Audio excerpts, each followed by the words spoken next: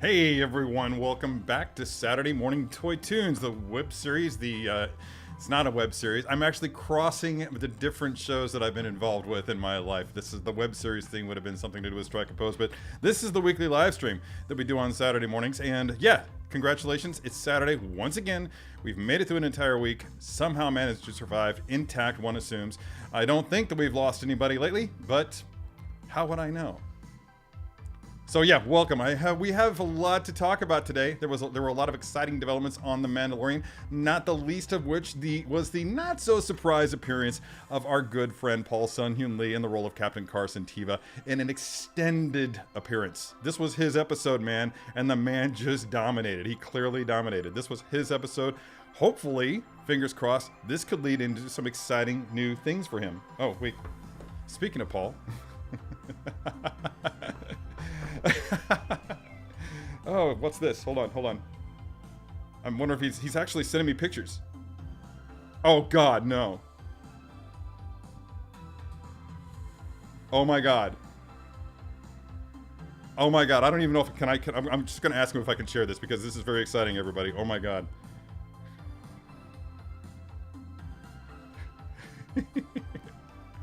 I really want to show you guys this. It's very, very exciting. Laura Kuiil, I'm just gonna. Before we get into this, okay, I've totally been thrown off the rails by the whole. Oh shit. Oh, never mind. It was an April Fool's joke. Paul sent me a photo of basically them announcing that he's. Focus is not happening, but it's basically announcing that the Star Wars Vintage Collection is going to be doing Captain Carson Teva as well as Zeb and the High Magistrate. Brief cargo.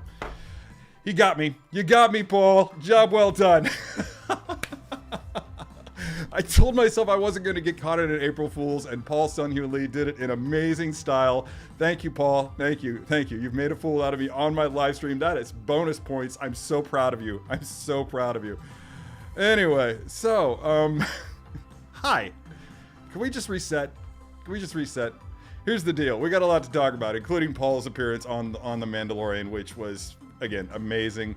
Kind of a little bit outshone by Zeb, but not really. Yeah, I don't know. I was so excited to see Zeb that I cried out loud. I mean, I knew Paul was coming, but still. There's also some really awesome stuff that was happening on The Bad Batch. They aired the final 2 episodes this week of this season. Talk about your cliffhangers, everybody. But if you guys are willing to talk about that, I'm willing to talk about it as well. I am a big fan of Ted Lasso. So if you all are up for some Ted Lasso talk, I am all in. Apart from that, if you all have your questions, any questions that you can feel free to ask me. Obviously, there are certain ground rules that I have to adhere to because of my NDA that I've signed with my employer. That is to say that I can't talk about anything behind the scenes with Sideshow. Don't ask me any questions that you might want to ask somebody. Basically, use your common sense. If you don't think that it's something that I should be answering, then don't ask the question. I see that Paul's very, very proud of himself. Also today, I had got a couple of new figures in the mail. I was thinking about posing the Kuiil 6-scale figure with the Grogu 6-scale figure right here on the channel. If you guys would rather see me pose Axe Woves, when the time comes, feel free to shout out Axe Woves first, and I will go ahead and make Axe Woves happen instead, and we can save Kuiil and Grogu for another time. I would actually prefer to pose up Kuiil and Grogu because I have spots reserved for them on the shelf, and I would like to get that done and get them up on the shelf on display with the rest of the Mando crew and really just round out that display in my house. So, but if you're really hot to see Axe Woves, I'll do that one. No problem. And if there's time, I'll do all 3. Wow. Won't that be fun? But before we get the ball rolling, let's go ahead and peek into the chats and see who showed up today, who was first. I want to say that, wow, I'm not seeing all the chats. It's not going all the way back for me because I think that Brandy Woods was first because she cheated. She showed up like 6 hours beforehand because that's the kind of person Brandy Woods is. The first chat that I'm seeing here, oh, I'm only seeing top chat. There we go. Maybe that'll help. Nope, not at all. In fact, it made it worse. Wow. Bummer. Thanks, YouTube. The first one that I have here is Art Captain Fordo 77. Hello, Art Captain Fordo. Been a while, I think, since I've seen you in these chats. So, hello, sir. Welcome. Rob Parisho is here. It's once again doing that crazy thing where it has the drop-down menu. I really have to figure out what the problem is with that. Wow, you guys are up early. Terry and I must be on the same shopping schedule. Yeah, apparently that's true. Bob Felgendreher. Sorry. I really wanted to go straight to Felger Carb, which I don't know if you know, Bob, is one of the curse words that was used in the original Battlestar Galactica show. So sorry for that. Yeah. But 3 o'clock in the afternoon in the Netherlands. I'm really jealous that you're in the Netherlands. I would much rather be there than here. Lane Kramer, as always, is with us today. Hello, Lane. Stream of wonderfulness. Wow. It's not like now my stream is a D&D accessory. That's exciting. Where are you going to fit that? Yeah. You get how many encumbrance points are involved with that? Steve, you should definitely come by St. Louis and go check out the Arch. I was just talking to somebody about the Arch recently, and it's actually kind of a cool treat. It's a really weird elevator that goes up there that kind of shifts. It goes up a little bit and turns, and then it shifts back straight. Then it goes up, shifts back straight. It's kind of disconcerting, but fun at the same time. Dark Wolf Music, Collectibles, and More is here as well. Hello, Dark Wolf. It's he's saying that you have some topics you think we can talk about today. Feel free to bring it up in the chats, man. Obviously, if it's something I can't talk about, then we won't address it. But, you know, I don't have a lot planned for this stream. I didn't take any notes. How's the music, by the way? Anybody complaining about the music level? Jesus. Already so many. One thing that happens when Paul shows up in the stream is the chats go crazy. Crazy. So I'm going to have a lot of catching up to do. Let's see who else is here. Christina Payne has joined us here. Hello. Good to see you. Laura Keeles is here. Hello. I've already talked to Steve. Man, this is really annoying. And now we've caught up to when I said a couple more minutes. TK421 is here. TK421, I've worked a good chunk of the morning today to do some turnarounds of my Anakin and Stat posts so that I could air them here on the show, and I can't get it to work. Once again, I'm flummoxed by OBS. It sucks being an old man, guys. It sucks being an old man in a young tech world. But enough about that.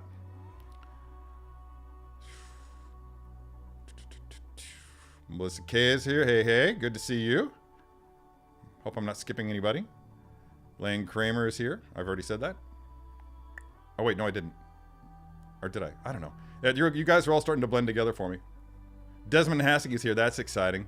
Hopefully, I'm interested to hear what your thoughts are on the most recent episode of The Mandalorian. And do you watch Ted Lasso? Does anybody here not watch Ted Lasso? Because I worry for your soul if you're not. It's that good. It's that good. It's legitimately chicken soup for the soul. It's so good for you to watch. You need this show in your life if you're not. Bad Wolf Media is here. My friend Mike from all the way up north in Illinois. Yeah, dude, the wind today is just howling.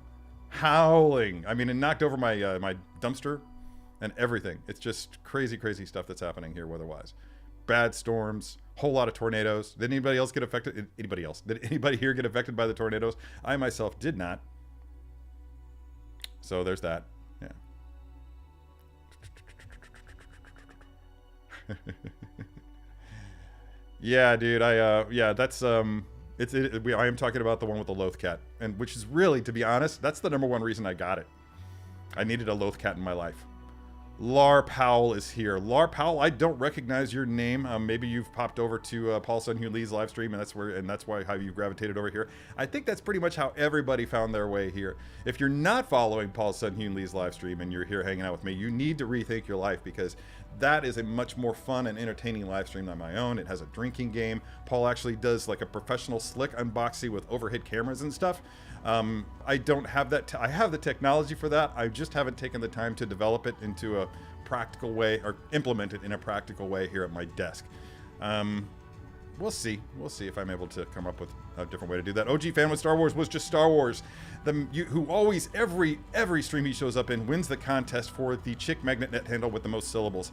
Thank you for showing up, OG Fan. I'm just going to call you that for short. It's kind of like Chewie for Chewbacca, OG Fan for OG Fan with Star Wars was just Star Wars. Yeah. Hope that tracks for everybody. AJ Agrusa is here, the man who consistently gives me beard envy. Welcome back to the channel.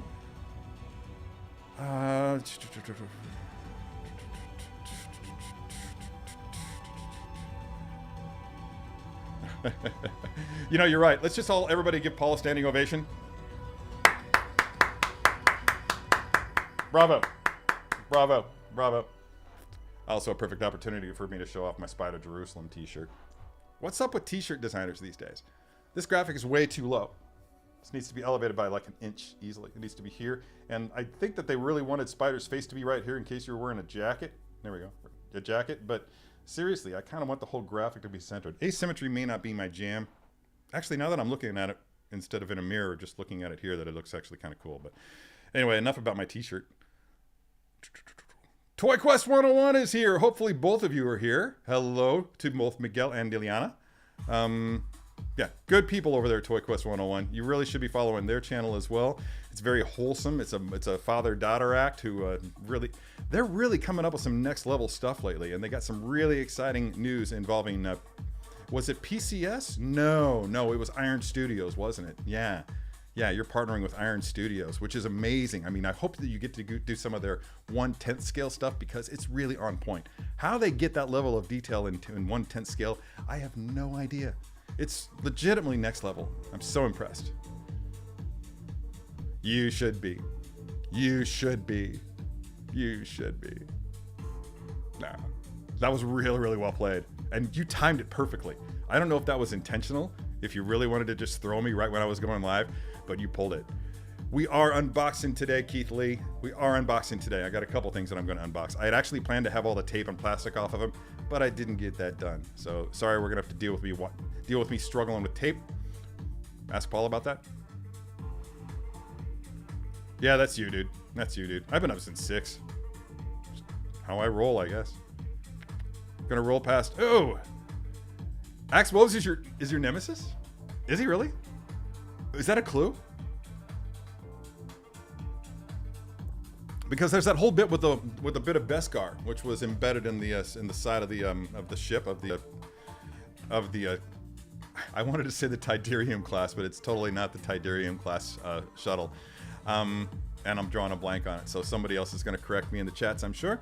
But I have a theory that that's actually just Gideon playing games, trying to put the blame for his extraction at the feet of Mandalorians, just to stir the pot a little bit. But then again, Bo-Katan did say that her people, her tribe, fled to the stars and became mercenaries. So maybe one or more of those Mandalorians took the job of extracting Moff Gideon. Can't imagine that he would. Can't imagine that he would, because, you know, didn't he direct the Purge? Would think that would take priority for Mandalorians over making a buck. But what do I know? I've never been a Mandalorian, despite my best attempts. We'll see. Club 6 scale is in full effect. Let's just appreciate the tune. Is the music sounding okay? Can I turn it up a little bit? Should I turn it up a little bit? Thank you, Christina Payne, for reminding everybody to use the Force and hit the like button. Appreciate you there.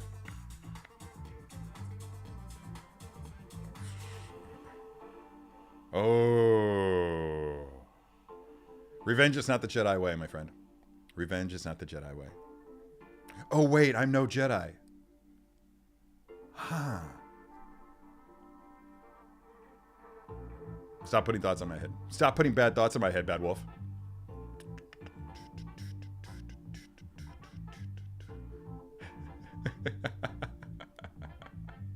Poor Brandy Woods. I'm always tormenting her.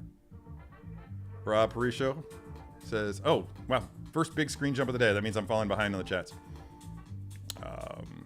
Everybody's congratulating Paul. That's fine. Let's just take a moment for Paul while I scroll through here. Oh.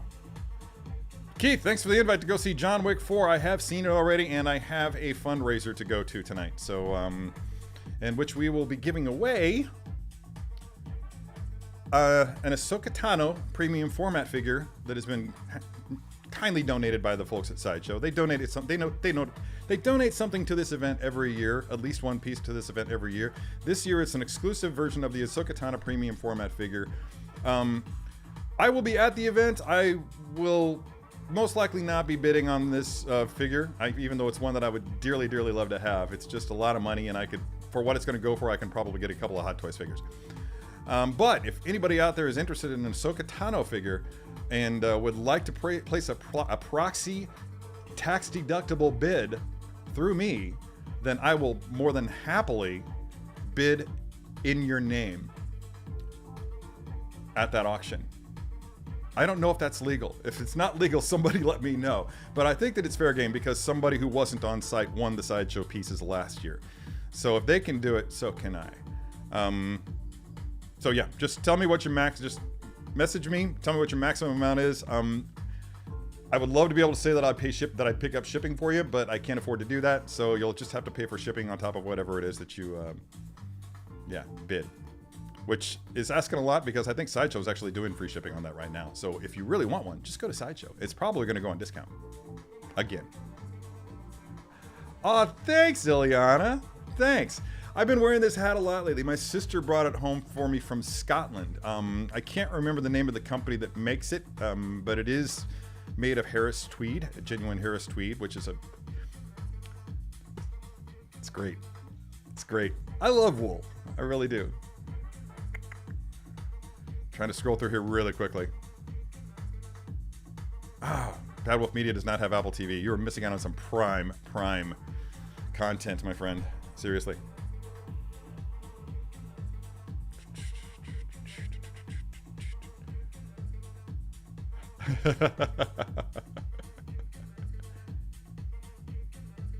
Zava. That's so true. That guy's up to something.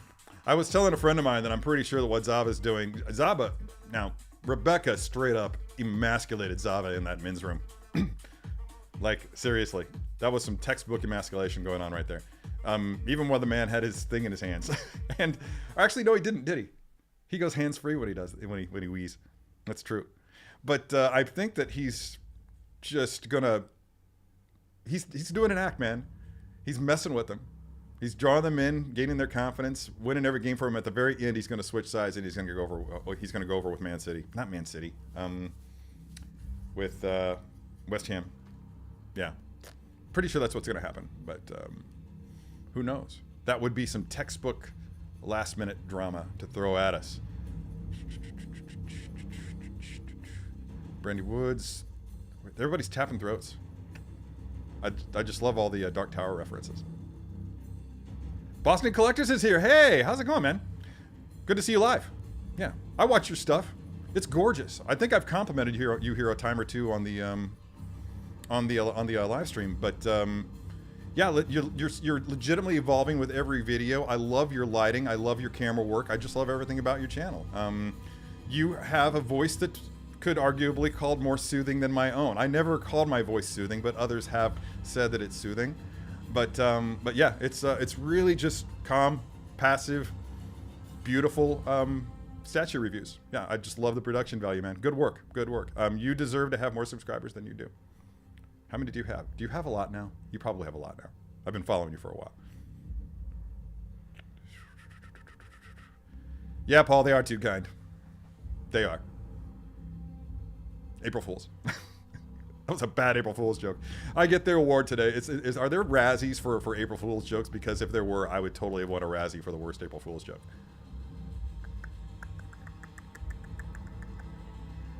Everybody's praising Paul, man. Well deserved, brother. Well deserved.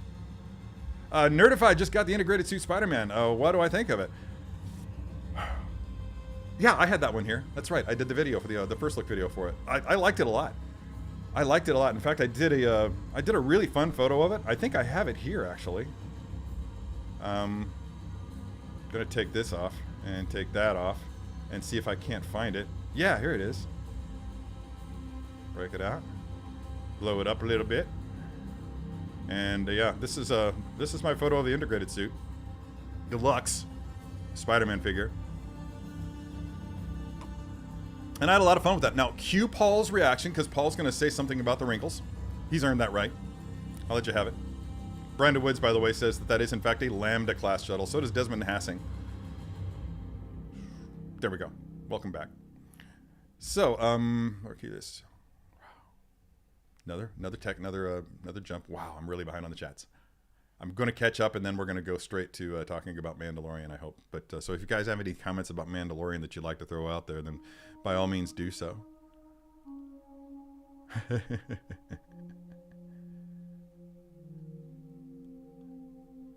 Oh, you know, that's a valid point. That's a valid point. And now he's got a cool costume, a cool and unique costume.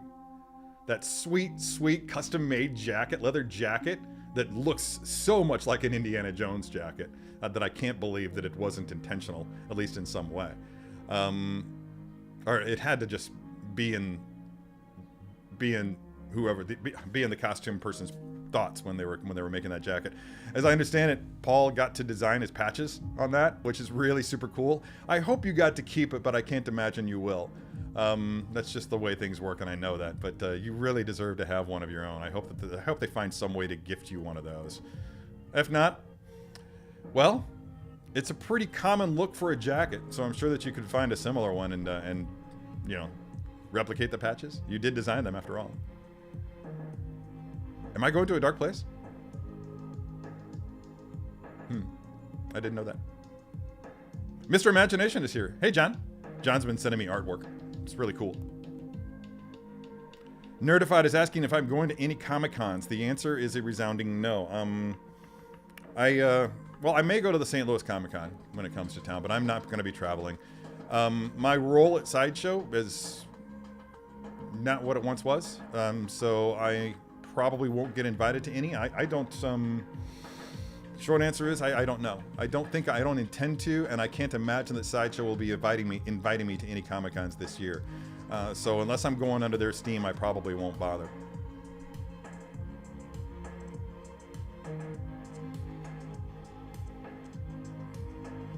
Yeah, dude, I'm gonna have to. AJ Groose is doing some spring cleaning. That's I'm right there with you. As I was prepping, I heard some noise going on over to my left, and I looked over just in time to catch a really fat mouse running underneath my stove. So apparently I haven't had mice in months, man, and it's been really, really, really nice.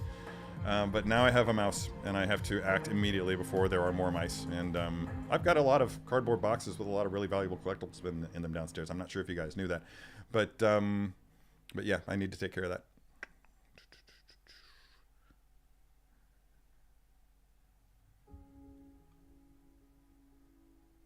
If I proxy someone in the auction, make sure they say any more from the phones. I don't get that. I don't know what that means. Elaborate, please. Why is Ahsoka Mandalorian Hot Toys wasted? I thought it just came out. That would be one of those questions that I mentioned earlier that you probably shouldn't be asking me. Even if I knew, I couldn't talk about it. So. I just started watching Ted Lasso this week. I'm halfway through season 2 so far. That's great, dude. I'm jealous of you that you get to watch that for the first time. I hope you're enjoying it, because I've enjoyed it so much that I've watched the first 2 seasons 4 times. I'm obsessed. It's true. I'm obsessed. Ooh. Careful. Careful. Carefully. No spoilers here. Yeah, it's very much binge-worthy. Yeah, Ted Lasso is just legitimately the show with the most heart that I've ever seen. Now, there's a new one that's out from the guys that did Schitt's Creek, which I've never watched a single episode of Schitt's Creek. And I know that people who watch that show swear by it. And I might get around to it. There's something about the title. Like a combination of... It reminds me a little bit of Home. For some reason. And also, it makes me think of Dawson's Creek. I don't know why. Kent Poole Collects, my friend from Charlotte, is here. Hello, Kent Poole Collects. Check out his YouTube channel. It's not my usual fare, but I like to watch it just because of his enthusiasm. He's an avid toy hunter. His specialty is Marvel Legends, but he doesn't stop there. He doesn't discriminate. He's an equal opportunity toy guy. So we used to do a really fun, briefly, like a little mini series called Terry and Kent's Toy Drive, or maybe just the Toy Drive. Yeah, but that was a lot of fun. Miss those days. Simpler days. Yeah, it's Melissa K. It's very much comfort TV. Ted Lasso is, but it's also quality TV. I think that my ex and I were having a conversation about some show. I can't remember which one it was. Oh, it was You. The show about the serial killer, the stalker guy, serial killer who, I don't know, it's like, it's like Dexter, only more wholesome, No, that's not the right word to describe you. It's a really bad show, but it's easy to watch and just let go and just drift away and just watch it and be entertained by it. I think that Ted Lasso, comfort TV is something that I would use to describe you, despite some of its more disturbing content. But Ted Lasso is just so good, so good. You can almost develop a religion around Ted Lasso. And there I go, giving myself ideas again. What are you doing in 2024? I'm going tax-free.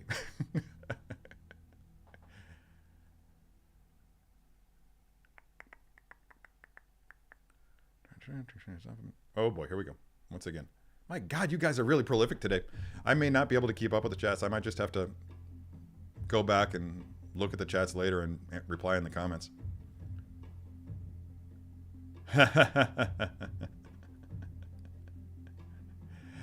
Oh, these are kind words that you're saying about the about my baritone, but I don't know. I think it's enhanced by this I'm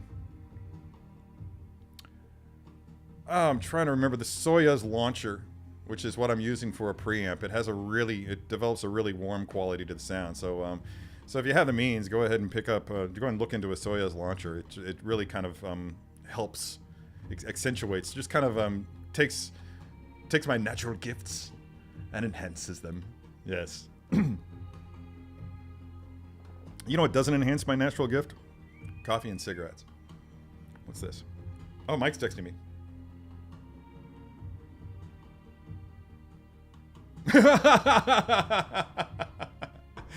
Oh, inside joke, but it's a good one. Oh God, okay. Oh geez, Melissa, your dad has become one of those guys. My grandpa became that when he got old. Yeah, from the time that he was like in his 60s or 70s, he just started watching the History Channel and pretty much nothing else. At least he wasn't watching Fox News that I can remember. If my sister's watching this, then you can shoot me a text and let me know otherwise, but man.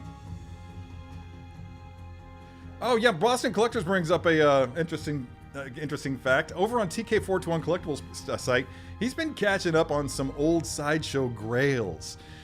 He picked up the TIE Fighter pilot from A New Hope, then he got the AT-AT driver figure, and then he picked up the TIE Fighter figure, recently picked up the TIE Fighter figure from Rogue One, which has a wealth of just minor differences. There's some major differences, but also several minor ones as well between the two costumes that are very well illustrated by the two figures. And just watch that video because he really does a deep dive into it, and he does it pretty quickly. So it's really easily digestible and just a lot of fun to watch.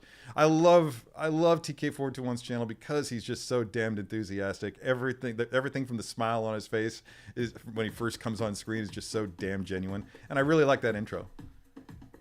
Because I'm busy buying collectibles, sir. I'm not even going to try to imitate your accent. Man. Do you really? That's interesting. Yeah, I guess so. That's an interesting policy. I'm not sure if you're leading with the show that you like, if you're ending with the show that you like the most, like starting with the Bad Batch and building up to Mandalorian, or if you just really can't wait to watch the Bad Batch. Either way, it's just really cool tactic. So congratulations on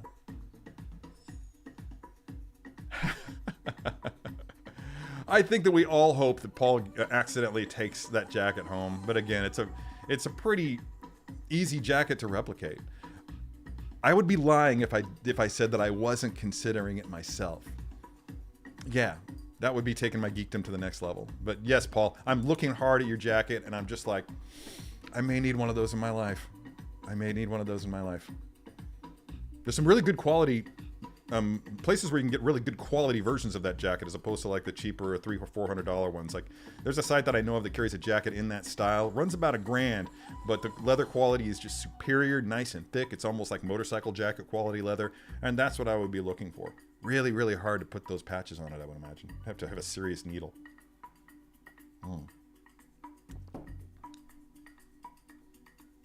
Da Bear's talking about a certain cameo. I'm thinking maybe he's talking about, yeah, there's a certain cameo.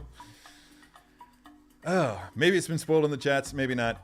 But I'm not going to spoil it for anybody here. But I will just say, Rebels fans, if you haven't watched The Mandalorian, then get on that, because as excited as I was to see Paul, I was really, really excited to see this person. So I squealed. like a 1960s teenager at a Beatles concert. It's kind of like that. I love it when my playlist goes all worldy.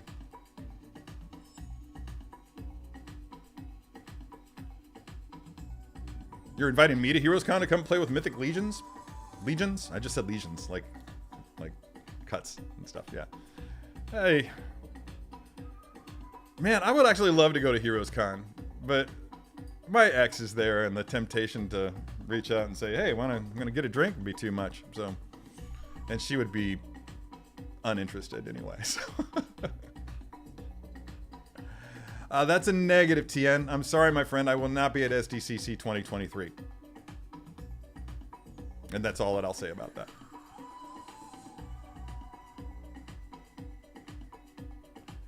I think I can say, this is what I can say about Unsealed and Revealed. I miss it too. And I wish that other people missed it as much as I did. I know there are a lot of people who do. But, yeah. The decision's out of our hands. Oh. Okay. Yeah, that's interesting. Yeah, I've never paid attention to that next level bidding stuff. But yeah, that's a valid point. Because I did bid on one of last year's auction items and was sniped at the very last minute by $1. It's legitimately one of those auctions. They call it a silent auction, but it just has a sheet where everybody places bids. And so you can legitimately walk up at the last minute and just bid $1 or 50 cents over whatever somebody else's, last bid was and win it. And they totally sniped this figure from me. I was fine with it. I was just kind of bidding it up, trying to get the auction as much money as possible. But I really wish that somebody would have actually... Yeah, that $1 bid, that's an insult to both the charity and to me, basically. I felt really slighted by it. But I still helped them pack it up and get it on its way. The cat keeps bringing mice and birds, pain in the arse to clean up. Oh my god, one more reason why I don't have cats. Fun fact, when I moved into this place, the first time I walked into it, first time I'd ever been in the place, because I bought it from states away. Walked through, like, oh, living room, okay. Oh, yeah, dining room. I'm gonna make this a live stream studio. And walked into the kitchen, and there was a dead bird on the floor. Somehow a bird had gotten into the house, and they'd locked it in, and it had starved to death, died of thirst, whatever. So that's a mighty, mighty welcome.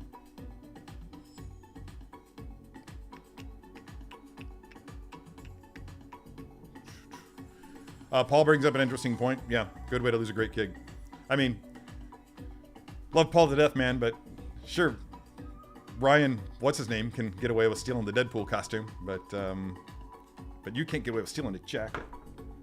I've had similar grievances about the hierarchy of shit that you can get away with, even in like my little world. But yeah, it's frustrating. Oh yeah, I did decide, and I'm definitely leaning more towards Hot Toys Nerdified, because over statues, because real estate is a real thing, and I quite frankly run out of room in this place really quickly, and I'd much rather have, I don't even want to say quantity over quality, but having a smaller scale as your selection for your collection, really enables you to have more stuff on display. I dig that. That's one of the things one of the reasons why I do dig the 10th scale line from Iron Studios, because more affordable, takes up less real estate, more opportunities to collect. And I think that's a welcome thing. Not everybody has the space to collect multiple third scale statues, half scale statues, what have you. But the smaller the scale, the more you can pick up. I give you Funko Pops. Not really, I'm not going to give you Funko Pops. I like you guys too much for that. Although I do have some I could give away. I've got an autographed Mandalorian Funko Pop. Autographed by the stunt team. Scheming about giveaways. We had our first giveaway last week. And that one has been delivered. The kid was very, very excited, as I understand it. So that was cool.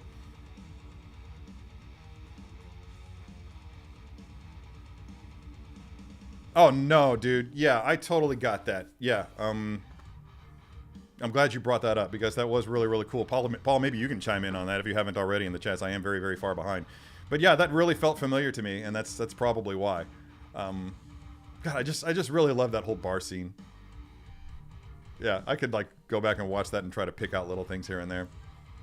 Wonder how many Easter eggs we're all missing. Really thought I had one with that jacket, Paul. Really thought I had one with that jacket.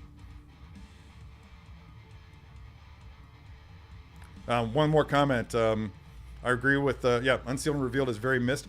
I should really, like, post these things publicly. Yeah, I should. Just screen cap all these comments and just be like, see?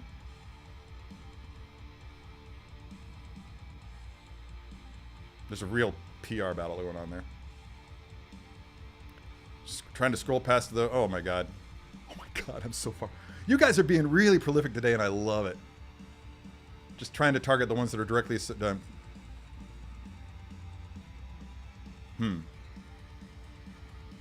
Dark Wolf, I'm seeing your comment about Bad Batch, and that's dangerously close to a spoiler. I'm not sure I'm ready to talk about that yet, but we can talk about it next week. I know I've been guilty of spoiling things on this show, most recently last week, but I'm trying to avoid that. But in a word, to answer your question, I'm feeling fine. Yeah, that's what I'll say. Or to quote Princess Leia, as I often like to do, it's not over yet. Oh, Commander Green's in the house, and I haven't given Harold a shout out. I've been giving shout outs to a lot of people, but Commander Green's hello, it's Boston Collectors. How did that happen? Oh, that's right. Yeah, Boston Collectors, man, he's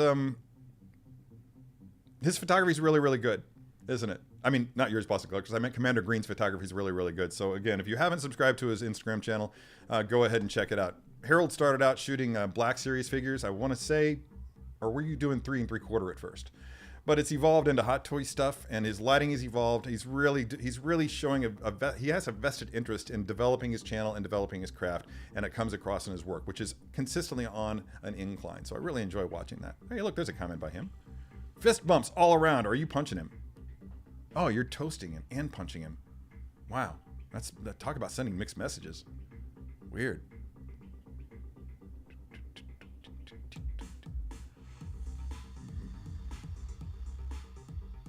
Oh, Melissa Case following up on the Comfort TV discussion. Comfort TV to me is anything where my mood at the end is better than when I started the episode. Okay, so it's not like comfort food. Yeah, low quality stuff that just makes you feel good. That's kind of where my head went. Do you guys have the phrase comfort food over in Sweden, or an equivalent for it? Because that's basically what we call over here the stuff that you'd find during a Thanksgiving feast, like really fattening stuff like potatoes and gravy and stuffing, and stuffing is probably just an American thing. I think the closest thing to that would probably be puddings over in England. That's the closest that I can come to comparing the two. Even there's like a world of difference between the two, but the gist of it feels the same to me. Oh, that's an interesting, yeah, bring this up. Yeah, I'm getting Jesse in on Monday. I thought he was coming in today, but yeah, the Jesse figure will be arriving on Monday, so potentially I'll have the opportunity to showcase him. Or Axe Wolves. It could just become, this Axe Wolves is going to be my version of Hunter on Paul's live stream, where he's always going to get booted. He's like Matt Damon on the Jimmy Kimmel show. Always getting booted. Sorry there, Axe. We've run out of time. James Robinson, I'm with you. I actually do enjoy the occasional World War II doc, but they're so ubiquitous that I just don't have time to watch them all.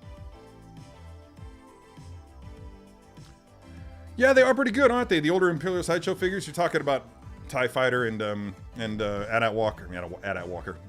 Sideshow's 6-scale AT-AT Walker. Oh man, that would be something. They also had a host of Imperial officer figures that they did. By today's standards, the portraits really aren't there. It was a different time. It was a much different time, and they were also $50 figures. So, what you gonna do? Looks like it's all been spoiled down there in the chat. So, yeah. But somebody may be watching this in a follow-up.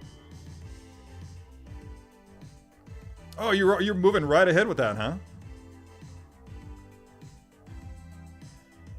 Yeah, that's the glossy versus matte look in leather is that's totally a judgment call. That's all aesthetics, and nobody can tell you what to do there. Yeah, you do you, and it would be. I actually have. Are they still here? Yeah. Long-term goal of creating a Battlestar Galactica jacket with these patches that I have here, that I picked up from the now defunct Novos. I'm sorry, Denwo Novo. Here's a fun fact about Denwo Novo. First of all, the people at Denwo Novo will always maintain that they are not a Novos. They are. In fact, notice the root word there, Novo, a Novos, Novo. Denwo literally means once again. Yeah. Look it up. I'm not making this up. Look it up. Denwo means once again, and Novo being the root word. I'm not sure exactly what the source was for the word Novos. I haven't looked that up, but I just thought that was really, really funny.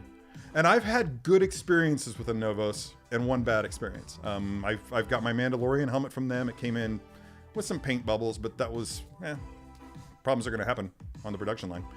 And I also have, the patches, obviously, that I got from them. And I picked up a Han Solo belt from them long ago.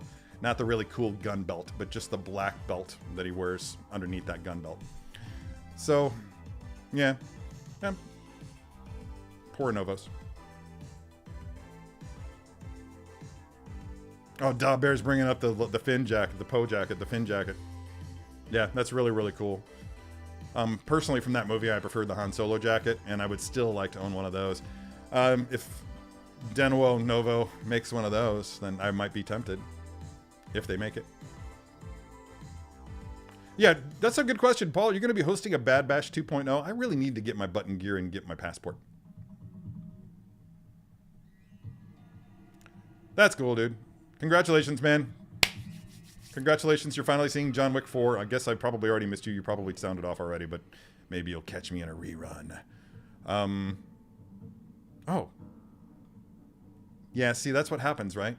That's what happens. Yeah. You feed a stray. Pretty soon they tell all the other strays. And next thing you know, you have all the strays showing up at your door expecting food. That's what I get for being a nice guy. What is this creepy shit? Skip that. There we go. I love watching you guys interact.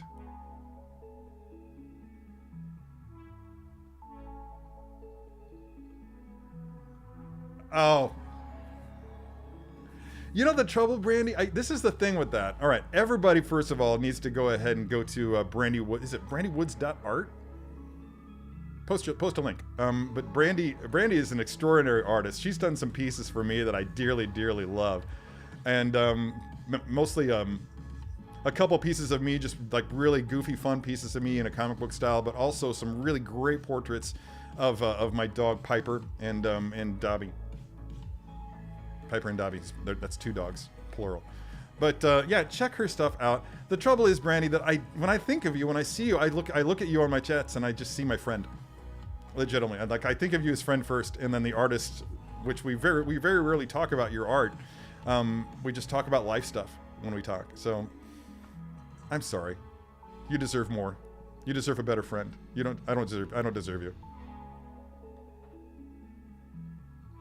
Oh, there we go. Spoilers out.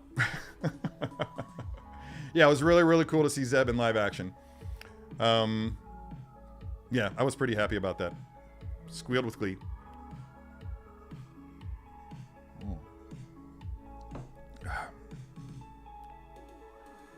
Husmanskost? Husmanskost? Did I get that right? The accent's probably on Another syllable. Yeah. That is exactly why it takes hours. The shoutouts really, really drag out the introduction. Yeah, I'm seeing now that there's some people that I still haven't said hello to. Lane Kramer with a $2 super chat. Luke, Jesse, Centurion, Captain America, Wallet 411. Yeah. Yeah. You're getting the Centurion, huh? Which Captain America are you talking about? Yeah, I've had a hard month. My wallet's had a hard month. But that was basically playing catch up because I didn't buy a figure for months. But I'm all caught up and then some now. The next one that I get will be Ahsoka. If she ever actually ships. I'm not sure if she's shipping from Sideshow. If she is, then I haven't been told. Smoke 'em if you got 'em is here. Hey, dude. It's good to see you. I got one from Boston Scally. I think I have a friend who does work for Boston Scally. Like photography or maybe video work for Boston Scally.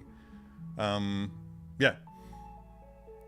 But thanks, man. Appreciate that. Yeah, again, my sister bought this for me in Scotland and gave it to me for Christmas. I got it in January, and I've very rarely taken it off. I sleep with it. That's not true. That's not true. That's a lie.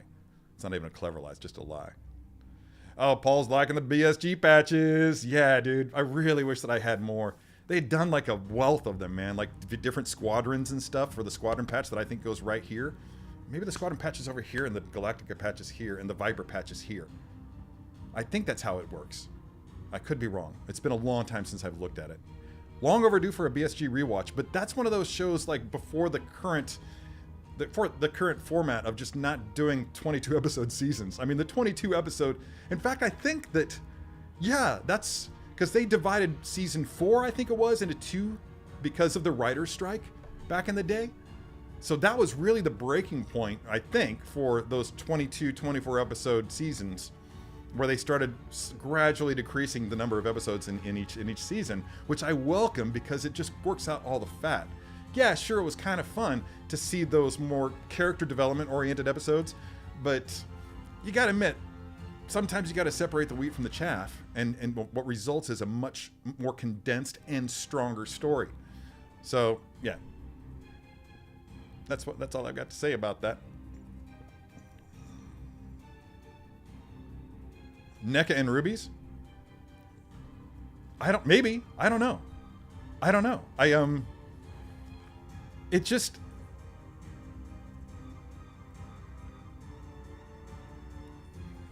I don't want to be the guy that promotes a conspiracy theory, and maybe I've done so today, and if so, I'm sorry. But yeah, if that's NECA and rubies, I don't know, man. There's just something about the name that really gets me. Really gets me. And everything about it just seems to be the same. Everything about it just seems to be the same, only under a different name. I don't know. What do they say? What do they say? Conspiracists say, do your own research. If I'm wrong about this and anybody has any knowledge, because I don't pay any attention to it, to be honest. I'm just minimal. Like, I legitimately looked at that and was just like, oh, that's just the same thing. And then made that connection with the name, and that was the end. Wow, yeah, this has almost been an hour and I still haven't even started doing anything. That's not surprising. Maybe this will just be like a Q&A session, and I'll throw in a posing session. Look what I've got.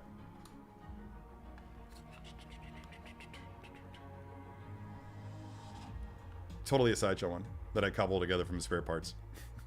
Look, it's even got the old school vinyl undersuit. Back when Sideshow was doing clones, their first undersuits were vinyl, and they realized their error almost right away. And then by the time they got to these deluxe versions, yeah. But I was just pulling this out to compare it to the Hot Toys version. And some of the things that you get, first of all, the difference is, God, I wish I could really show them both side to side, but I don't know if I'm allowed to yet. But, so I don't want to ruffle any feathers at this point. But there are significant differences, noticeable differences in the armor, like the size of like the pauldrons, for instance. But I really do feel like the Sideshow figures still stand strong. I've had the Sideshow figure standing next to the Hot Toys figure, and the differences are marginal. Marginal. You can easily, if you have Sideshow figures, you can very easily pose them with the Hot Toys figures, and only a schooled professional, looking at you, Paul, would be able to tell the difference.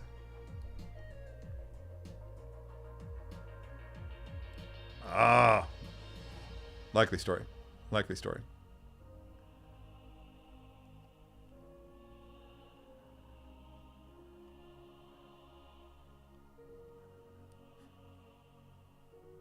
Oh, that's interesting. I hadn't thought about that. Yeah, because it's clearly... Pegasus is clearly the evolved Battlestar. Somebody didn't think that through. Somebody didn't think that through. Yeah, the BSG patch... BSG 75 and BSG 67. Yeah, that's... Damn you, Desmond. Why you gotta ruin Galactica for me? But that's... Yeah. Oh, that's cool. You're going to shift charities. All right, Bitter Asian Dude is going to be doing a Bad Batch 2.0. That's great. That's great to know. I'm going to do it. I'm going to make it. Assuming I'm still alive, then that will be my goal. Oh, Mr. Imagination is asking about my encounter. Okay, I can talk about that really quick. As you all know, my dog Piper is in the early stages, or not early, but late enough where like there's no reversing it, but she's in the process of kidney failure, which means that she's becoming a little bit incontinent. As a result, I have to wake up every day at 2 in the morning to take her outside so that I don't wake up to a wet Piper bed or a wet floor or a wet rug or any sort of wetness that I don't want to wake up to. But so I take the other night, 2 nights ago, 3 nights ago, not sure. When I took them outside, I was just so tired. And Dobby, for a change, Dobby almost never gets out of bed. He is a lazy, lazy dog. I try to coax him out of bed at 2 in the morning to go outside with it. He just like lays there and looks at me and then rolls over on his back like, no, I'm too tired. But this time, for whatever reason, he did. He got up and came with us. And as soon as we got outside, Piper's over my shoulder because that's how she likes to be carried. Here, I'll show you. Hey, Pop. Okay, good girl. Hey, good girl. So she's like to be held this way ever since she was a pup. She feels safe here. She feels comfortable here. So I'm carrying Piper out like this, and then Dobby, as soon as we get outside, just bolts around the corner of the house, and he's chasing something. And I'm like, okay, is it a cat? And at that time of night, it could be anything because we have foxes, we have raccoons. And we have opossums, and in this case, that's what it turned out it was. Dobby had chased an opossum around the corner of the house. It somehow, I guess opossums can leap or climb really fast because it got all the way over to the other side of the fence before I could get over there. And Dobby was barking hysterically, which kind of distressed me because my neighbor's bedroom window is right there, and it was 2 in the morning. And I quickly quieted him. And then, because I was just in this sort of Zen mode that night for whatever reason, there's a good reason, but I will not utter it here. I just kind of squatted down, and I was legitimately 2 feet from this opossum, like face to face, and he's growling, just growling. I've never heard an opossum growl before.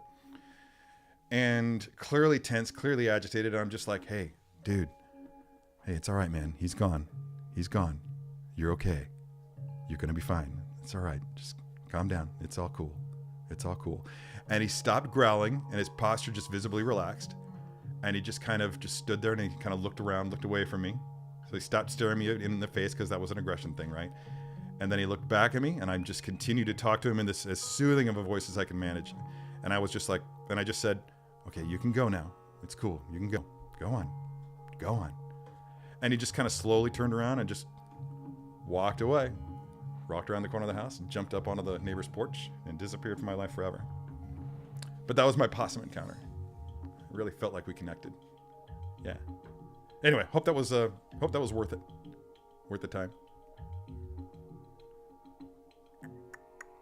Huh. Smoke 'em if you got him is asking if you should grab a Captain Vaughn video. I have Captain Vaughn here. Just knocked over a droid. I have Captain Vaughn here, and I can tell you that it's a great figure. My intent is to collect everything 501st that I can possibly get my hands on while being financially responsible. I'm not sure if those two can ever walk hand in hand. But Captain Vaughn is great. a significant character from that final Clone Wars story arc. I say go for it. I don't think you'll be disappointed. It's, in most respects, a 501st version of Commander Cody. Most of the armor elements are very, very similar. It's just painted in 501st livery. So if that gives you an idea of what you're in for, then I think that's probably the most yeah, that's probably the most succinct description. Yeah. Paulie agrees, by the way. So that's 2 for 2. Yeah, 2 for 2. Oh yeah, dude. Yeah, I've done that. I've done that a couple of times on Mando this season. It's been great. I love that. Yeah, love that reference. Oh, you're getting Sam Wilson Captain America with wings, Lane. Yeah, that's great, dude. That wingspan is epic. I think I had it on the show briefly. Yeah, you're not gonna be able to fit that in a DTOF. Definitely not.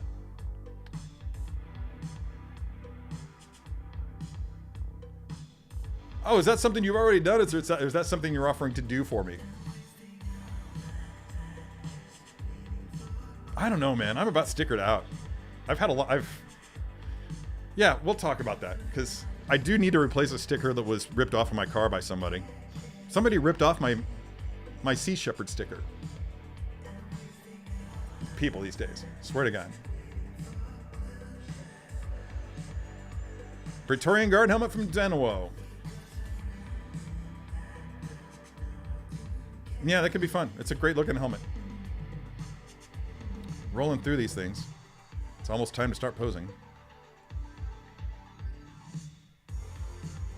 Denuo is under the umbrella of NECA and Rubies. They're fulfilling and honoring past Star Wars POs from Novos, and they're actually shipping stuff out too. Oh! Denuo, if you're watching, I'm sorry. Yeah. I proceeded from a false assumption on that one, based on the similarities between your name and your predecessor's name. But that's interesting. They are fulfilling and honoring the past Star Wars POs. So why are they getting so much hate from people? I don't know. Because it's people and it's online and it's just, yeah, okay. Sorry for participating in that. That's so uncharacteristic of me. Sideshow Commander Wolf at Toylanta last weekend. They wanted 400 for it. I think they've previously gone for more, if I'm not mistaken. Yeah. You agree with me on that? Yeah, just not very good judgment on that, because it does legitimately sound like they're basically saying this is the whole thing all over again. Somebody didn't think that through.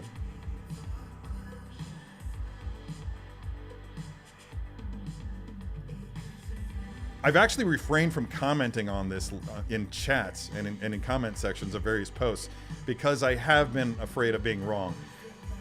And now I've gone ahead and done it publicly on my own live stream. I'm so proud. Yeah, that's I think that's I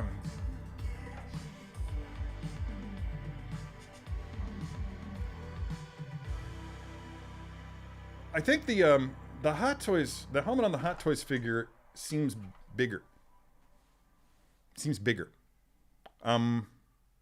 Which in my mind makes it more realistic, because there's that helmet. I don't know if you ever put one on, but it's snug, man. When that helmet was designed, it was designed to be. I don't think it was designed to be worn. It was only ever meant to be a digital model, and it was really hard. Like, I want to say that I had to put it on sideways, and then turn it as I put it on. I had to start this way and shift it over. It was very, very difficult to put those on. The ones that came down the pipe from Master Replicas at the time. Yeah, just looking at the differences here now, I'm like, and it seems like the body. Okay, the Hot Toys helmet is bigger, but the Sideshow body is beefier, broader, at the shoulders, which kind of is my memory of what the clones looked like in the in Episode 2. Now, something else you have to remember is that when Sideshow did this stuff, I want to say it was all hand sculpted. It was all made from traditional media. I don't think they made the shift to and there's like 12 years that's like 12 years ago, so this isn't a violation. But I want to say this was all hand sculpted, and it's remarkable when you keep that in mind. All those pieces being hand sculpted, just amazing. My coffee's cold. This is my first cup of coffee in 4 days.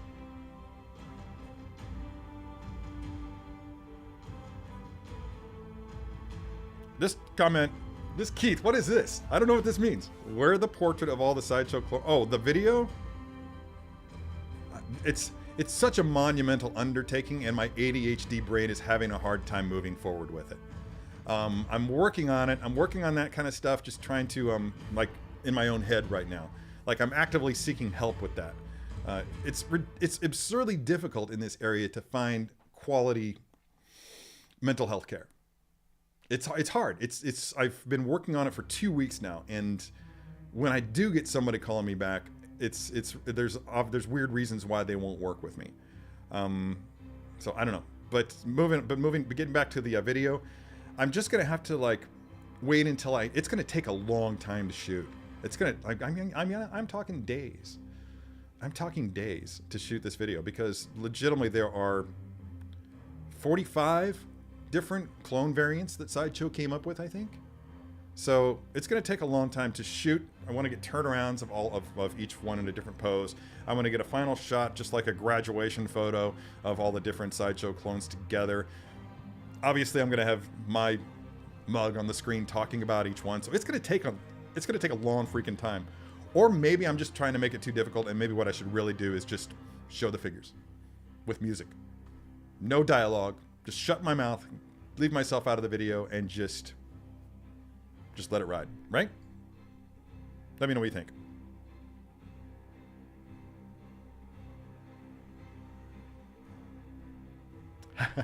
I am the Opossum Whisperer. Thank you, John Galgano. That was fun. I did something similar with deer one night in the 90s.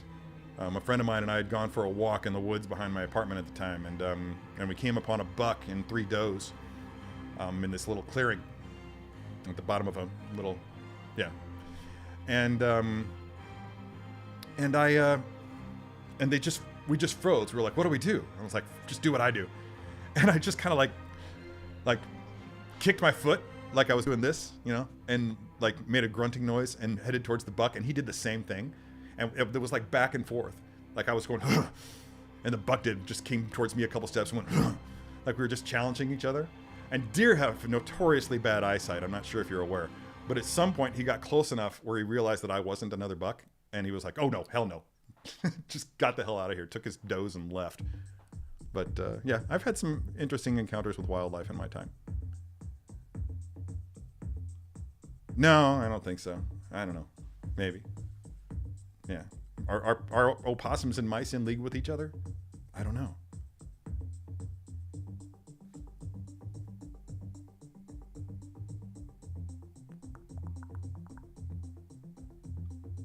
Are you asking me if I prefer autographs or photo offs at Comic-Cons? Yeah, if you are, then I can sum that up in one word. No. I don't care for either one. I don't go after autographs. I don't go after photo ops. I just don't. I refuse to spend money on that. I mean, I get it.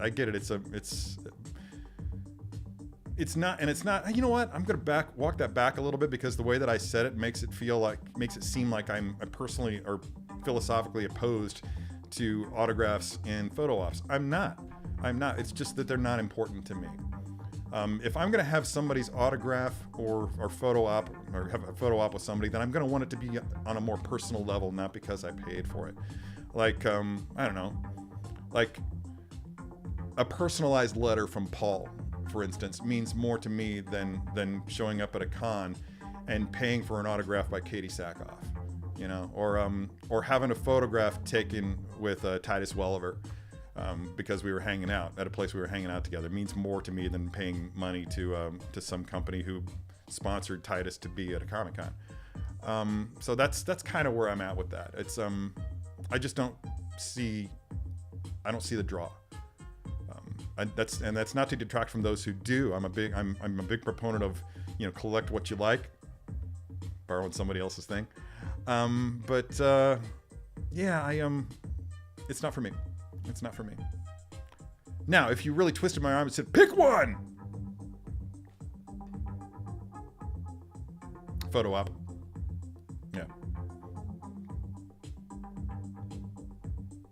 Although, why? I don't know. I'm just tired. I look at myself all the time, and I get tired of that.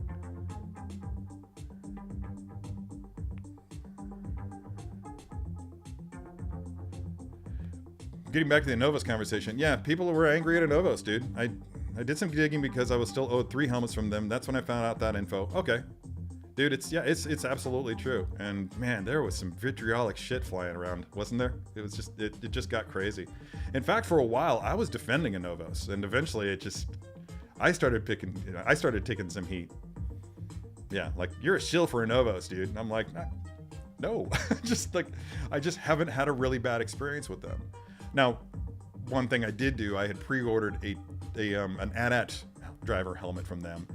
And when it came down to it being released, I was dead broke at the time, and I couldn't afford the $700. So I canceled it, and they were like, "Okay, fine, we canceled it. We'll send you the refund." And weeks later, they still hadn't sent me the money. I legitimately had to hound them every day. Where's my money? Where's my money? Where's my money? Before finally somebody listened to me. And I think eventually I don't know.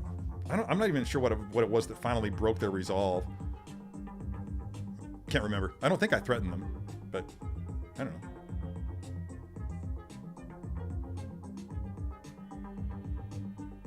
My head is very huge. It's a very large head. This isn't the largest size that this hat comes in, but I think there are 2 sizes larger than this. And it's a little bit loose. Like when I cut my hair, I'm not sure if I'll still be able to wear it. It'll fly off in a strong breeze. Christopher Colvin is here. Yeah, Chris. Droid Maker Extraordinaire. Follow him on Instagram. If you haven't. Do you have a YouTube channel? Obviously you do because you're here. But do you do anything with it? Yeah, Chris Colvin makes some extraordinarily good droids. I have one of his little proto droids here. I think Paulie got one of these too. It's a little Lola. Yeah. She's cute. Thanks for this, man. It's always here. It's always here on the desk. This whole thing with my chats is really slowing me down. Oh, dude, yeah, it will definitely be epic. Again, I don't think anyone's ever done this before. If so, somebody let me know. Shoot me a link or something. Because if somebody's done it before, that will determine whether or not I'm going to move forward with it. It will depend on the quality of and the depth of what they've done with it. Do I feel like by doing this video, even though somebody else has done something similar, will I be able to raise the bar on a little bit? What can I contribute that person didn't contribute? It just depends. A lot of thought goes into doing videos. Or not doing videos. I heard you. Freaking mouse. Yeah, I heard you. I'm on to you. You're so dead. You don't even know how dead you are. Mice are adorable. When they're outside. If you filmed your clone video without a voiceover, that's a lot easier. We get the gist with your music. Yeah, that's true. That's true. Editing. One of the hardest things for me to do, for some reason, is to go into that closet that doubles as a recording studio, a sound studio, or whatever you want to call it, a sound booth. And I don't know if it's because it's so confined or what the deal is, but I have a hard time getting in there. I mean, once it's over, I'm like, that was nothing. But just the thought of doing it just fills me with dread for some reason. I'm not inherently claustrophobic, historically claustrophobic, but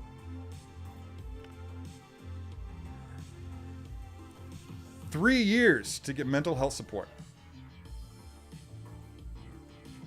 Wow. Yeah. Wow. So hard. And so expensive here. Weird. Duck Dodgers is in the house. Hello, Duck Dodgers. Did I reach the end of the chats? I did reach the end of the chats. That's amazing. Desmond Hassing is asking you to gently caress that like button if the urge strikes you. Please do. Bitter Troll is here. Dude, have I seen you here before? If I have, it's been a long time. Oh, wait, there it is. Magic. Here. Wait. I always have to do things backwards. Here's your thing. Yeah. This is me holding your comment, caressing your comment. It's true. It's true. And Jen Edwards has joined the chats. Hello, welcome to the chats, Jen. I'm sure I'm about to get a really, really big boost of comments because that's what happens. There's a bit of a lag, and then all of a sudden, YouTube will rapidly scroll up in the comments. And let me just get this crap out of the way so that I can bring in my trusty, rusty Apple box. Because the time has come, I think, to open some figures. This is usually when people bow out. It's weird. It's weird. All right, first up on deck.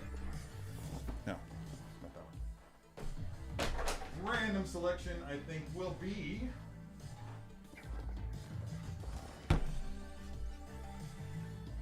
There he is. The Kuiil and Blurg. No, I'm sorry. I didn't get the Kuiil and Blurg. Sideshow sent me a Blurg figure for Christmas. So I have a Blurg figure for him, and I didn't need to buy the set. Which made me really, really happy because that freed up money to buy the Grogu. See how I work? Yeah. All right. So how does this look? Yeah, it looks like crap. Not the figure. The figure looks fine. What looks like crap is the glare off of the plastic. So I'm gonna see just how successful I can be in illustrating what's in this box without everything falling out on account of gravity being its. There we go. Oh, that plastic on his head is really annoying, isn't it? Yeah, I'll just take that off right away. But there he is in his box. And I'm trying to determine, there we go, it is going to focus. So look at all that stuff it comes with. Paul, you've done a video on this, so people are probably already aware of everything that it comes with. But that is a healthy amount of accessories. You got that bucket, you got that backpack, you got some pouches, you've got a dart, a gun, some hands, these goggles. Man. Now, I have to say that I dearly, dearly loved this character, and I know that I'm not alone in that. He was just a universally adored character. Which made his demise all the more painful to watch. Was it gonna? No, I'm not gonna be able to get away without cutting. That's tedious, but gives me a chance to show off my trusty, rusty, not a switchblade. I don't think it's against the law to have a assisted opening knife in the state of Missouri. I mean, you can legitimately walk in, if you're a Missouri resident, you can legitimately walk into any gun store and buy a handgun or an assault rifle on the same day and just walk out the door with it. That may be wrong about handguns. I'll have to look into that. But, so I'm sure that a knife is not, there's no controversy in the state of Missouri involving knives. Probably walk around with a big Bowie knife. Or maybe not. There's no such thing as a knife lobby, right? Here he is. Look at him. He's so little. Somebody shout out. Who's the actor? Wow, the chats have not scrolled at all. There we go. Okay. Bitter Troll says that it is his first time here. Well, that's cool. Maybe I'm just remembering seeing you on Paul's live stream. Yeah. You're normally... Wow, what's the difference today? Is it because it's April Fool's Day? I'm coming into work. No, I'm not. April Fool's.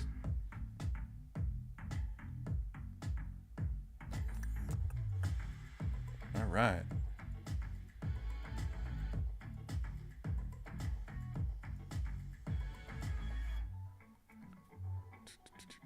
Wow, look at all the comments.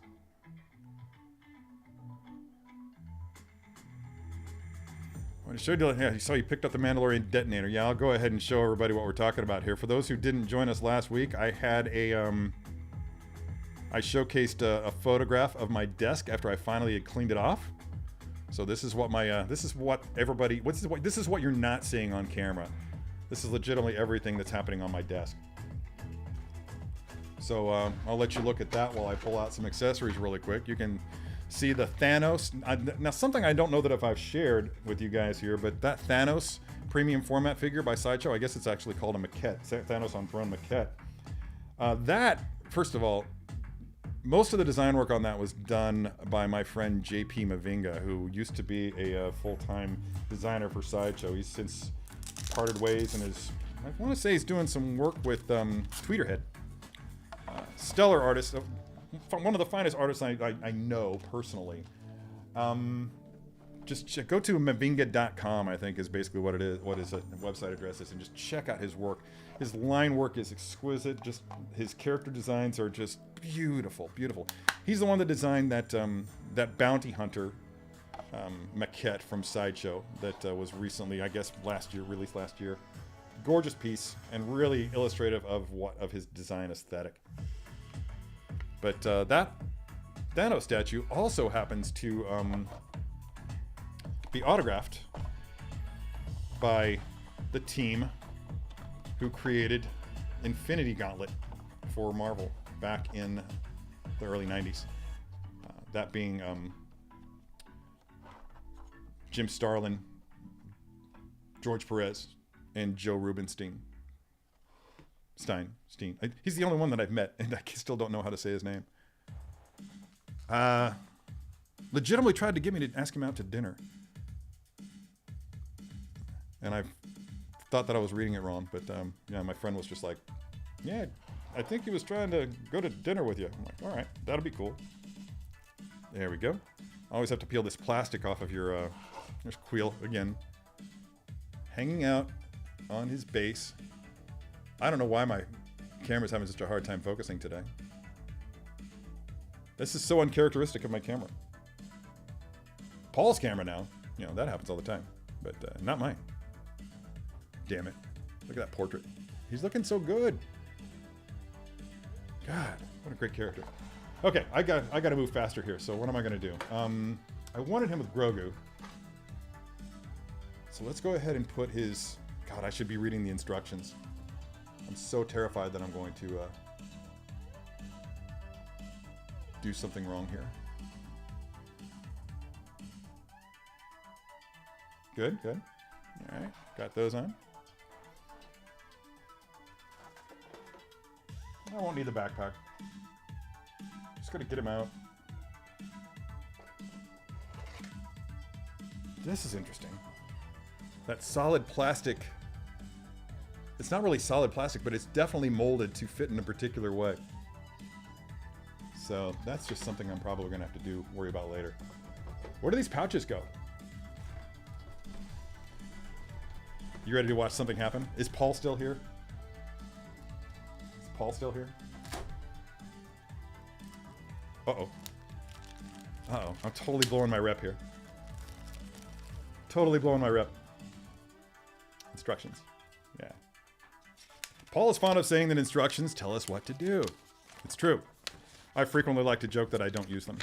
Casually throwing them over my shoulders in videos and whatnot. It's just a gag. Legitimately just a gag. Okay, so the pouches go on the backs. Right? Yeah. Back on the sides. Are they identical? They're not. We're totally going all metal here. What happened? What changed? Am I missing any? I'm going to try to get some questions answered while I'm doing this.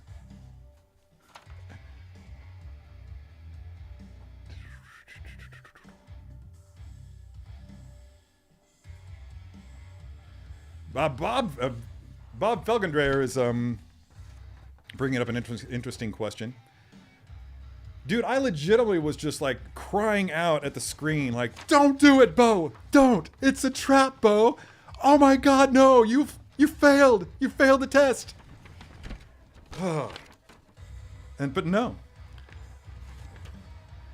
It was interesting because we saw her basically dismiss Bo's revelation that she had seen a mythosaur as fantasy or fever dream or whatever.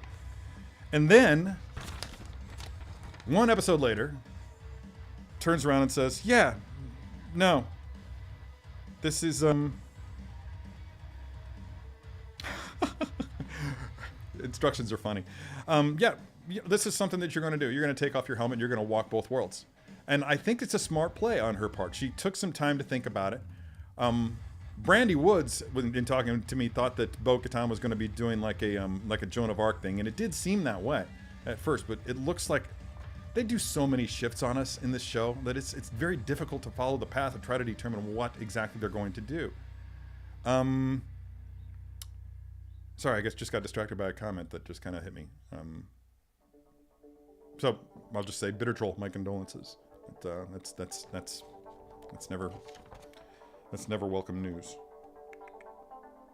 Yeah, okay. So I'm just trying to determine which pouch goes where, and looks like that one's on the left and this one's on the right. Oh, they are identical. They're identical-ish. They're very much alike. So I guess it's dealer's choice on which pouch goes where. I don't have the best lighting here for this, but I'm going to try to do it without. Here we go. One down.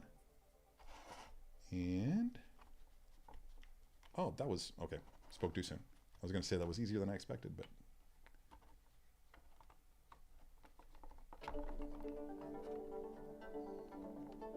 this is very, very sci-fi music, appropriate for what we're doing here. So do I have this right? Does that look right to you? Is that even focusing on him? Yeah.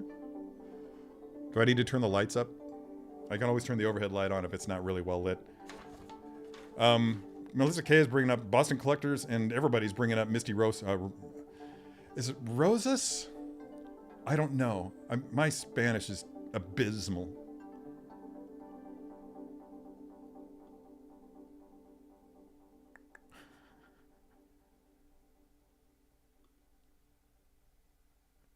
I don't know. Rihanna just doesn't do it for me anymore. Used to love her, but yeah, there's something about that song she did for Wakanda Forever just kind of like made me, nah. Skip that. Name of the song is Robot Empire. Melissa K, I actually had the same thought. That really felt like was Misty. Perhaps Paul can confirm or deny that. I'm also curious to find out if Steve Blum was actually on set for that interaction with Paul Sun-Hyun Lee in The Mandalorian this week, because that would be really, really cool. Just stop. Just stop. God.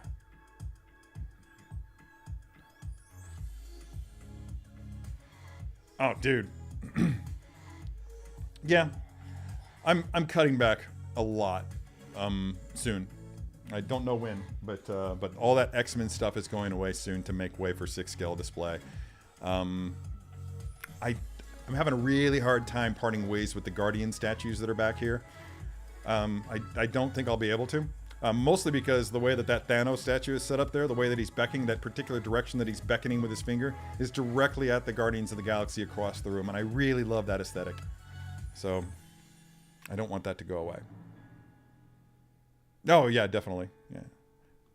She just seems like such a, like a great soul. Like, I would be delighted to meet Misty and just, yeah, give her a big high five. Like, good job. Good job. You're so good.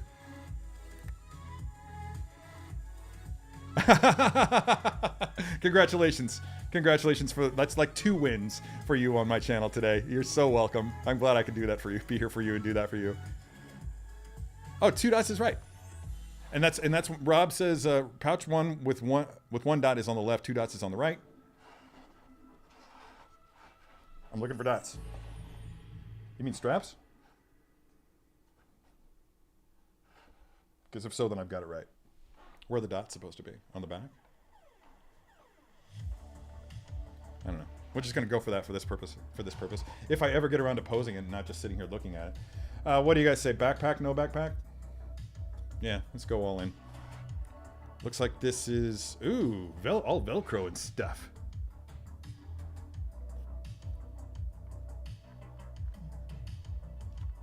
Wow. Okay. Once again, I must look at the instructions. Apparently, I have to slide it under. Lift the back of the collar upwards to attach the backpack with magnetic function. Magnets. Collar is lifted. Yeah, look at that. Boy, that's not really terribly strong, or else something is colliding with it and making it so that there's not a very strong connection between the back and the backpack. Ah, look at that. That's just going to fall right off of there. Huh. Let's see. Oh yeah, it's colliding with my back. Yeah.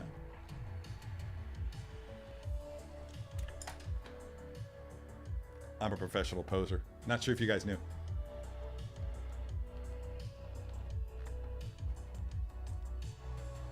Color up. Ah, wait. I'll have to sort that out later. It was on there good at first, but I kept knocking it off. I think I'm. Oh, look at that. There's legitimate Velcro stuff there. So maybe, yeah. No. It's a really heavy piece because it's all resin. Oh, the magnets are in the collar, aren't they? Maybe. Because it's... I'm still getting fired for this.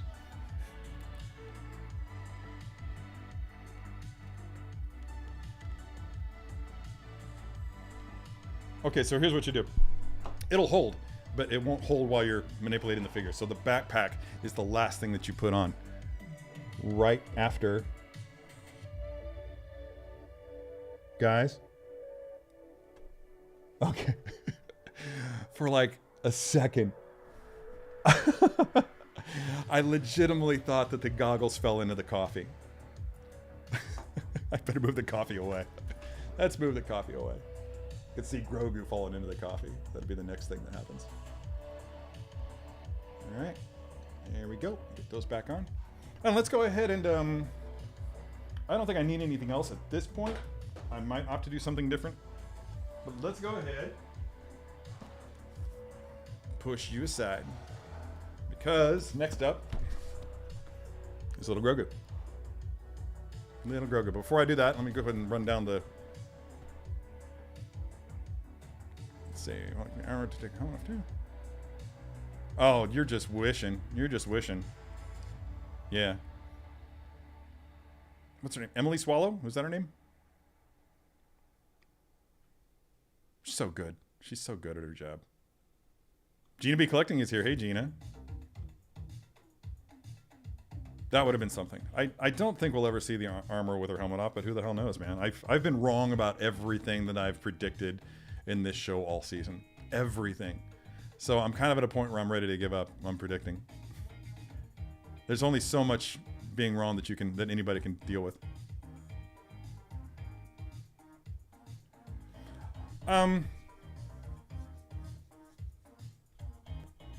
No, here I go predicting after saying that I wasn't. I feel like she's genuine. She's concerned about the future of her people, and now she's seeing an opportunity in Bo-Katan. Here's the prediction that I made the other day. You ready for something just really freaking weird? And like, I almost hope it doesn't come true because it's almost trite. But my thought is, if you're going to unite all the tribes of Mandalore, then just like with any medieval sort of union that's going to happen like that, then you're going to need two elements. There's the people who are going to follow the Darksaber, and then there are the Mandalorian people who are going to follow the line of succession. And Bo-Katan is next in line for the throne, so to speak. And I think that it would almost make sense at this point for a union to happen between the regular Mandalorians and the Children of the Watch. And by that I mean a legitimate union. Like, okay, well, looks like Bo and Din are gonna have to get married and share the throne, so to speak, in order to unite all the tribes of Mandalore. So it would be, there's historical precedent for it in real world historical events, but part of me really doesn't want that to happen that way. That song was way too happy. So here we go. Here we go, here we go, here we go. Look at this. Look at all that stuff.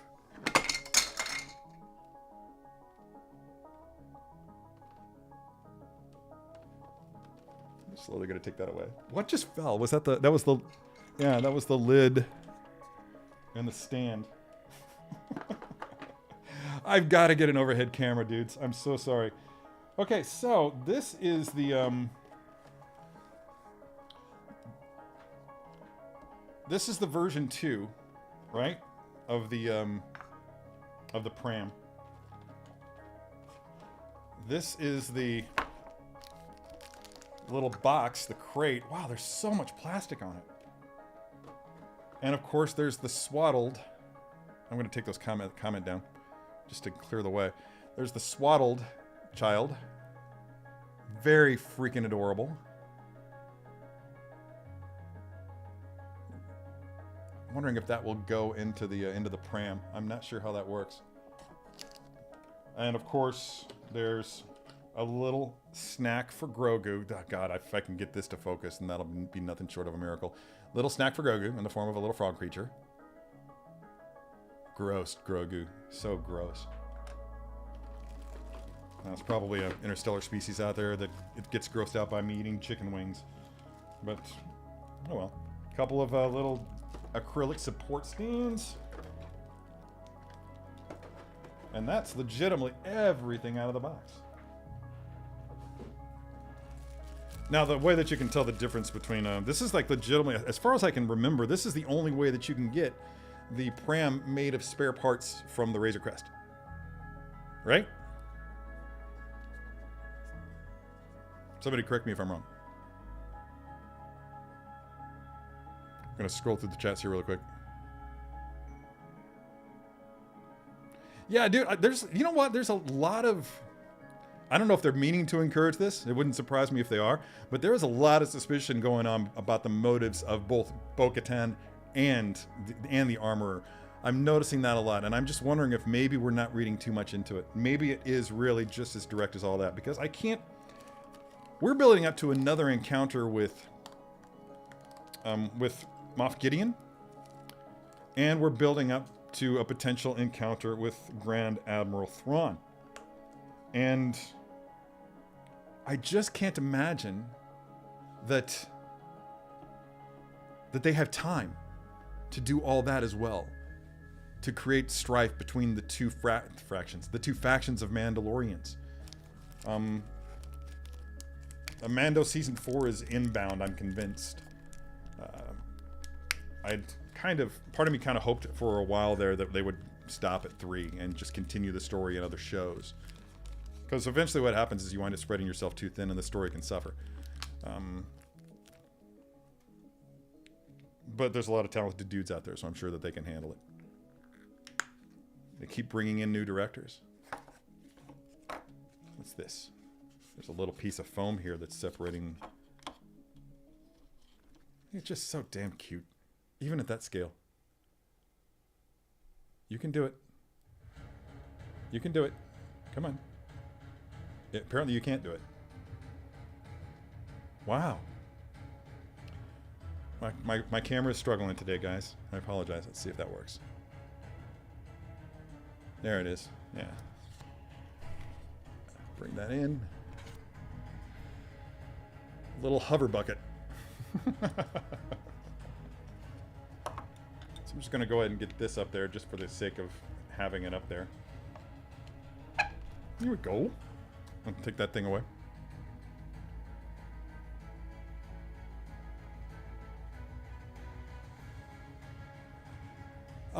Yeah, I feel like, and the way she referred to it was her station. I've always felt like that's basically her role, that she is the high priest of the Children of the Watch religion. And because weapons and armor are basically the tenets of their faith. And she has been, that's why she gets so much respect. Well, that's fine. That's cute. Get out. Get out. Done with you. Done with you. Jeez. Tardy. Last chance. Last chance. Wow, so much discussion going on. I love it, and I'm missing out on it because I'm over here. Wow, so much discussion going on. Yep. Already confirming what I already suspected. She's the real deal, wonderful human being. Misty, speaking of Misty Rosas. Rosas? Wonderful human being, intelligent, funny, and talented. I believe it. I've seen photographs of her, and there's a certain level of charm that you can't fake in photography. Not to wax all philosophical about it, but I really do feel like photographs can really capture a person's personality more so than video. Oh, that's an interesting little... yeah, it was a different performance capture artist who did the body work in a mocap suit. I'm not surprised. I think Steve's decent height, but I don't think he's Zeb height. But that hasn't stopped them from having like average size people playing tall characters before. Looking at you, Jar Jar Binks. Still thrilled about that.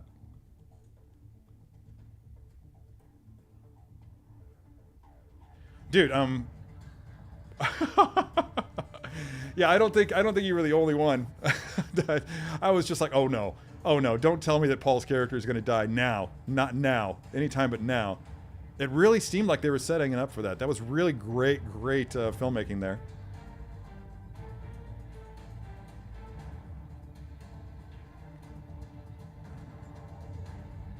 A lot of people are saying that they see the armor as the spiritual leader. That's cool. Oh, that's weird. Contact customer service. Because I was just like, hey, can I get one of these? Yeah. Send it. Just ordered and done.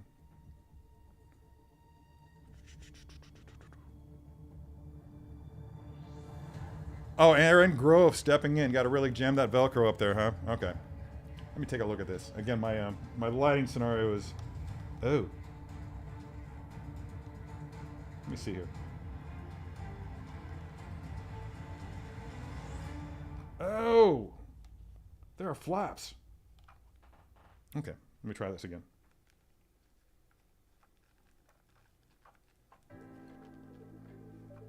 No, I'm not having any luck. That's all right. So the cool thing that I thought about this is that because Kuiil made the Pram for the Pram 2.0 for Grogu out of spare parts from the Razor Crest, to stick it to that dropper scum. Just kidding. That it might be fun just to have them sort of interacting, just to pose them sort of interacting. So let's see how much of a rotation we can get here on little Happy Grogu. It doesn't have to turn all the way. Let me see this. How's this look? There's a collision happening with Grogu's ears. With this one. Now, are they interchangeable is the real question. I don't think that they are. No, they're not. Okay. Or are they? This is one of those things where I should be looking at the instructions. Take this plastic bit out of here, because that's distracting. Oh, yeah, they're totally... Yeah, there's definitely some collision happening with the ears on the plastic bits. So that's a challenge that you'll have to overcome. I'm really distressed about this focus. Hang on, guys. I might have a setting wrong. Say hello to my curtains. No. Nope, that's on full-time autofocus. And yeah, everything should be fine. Maybe I need to upgrade my firmware.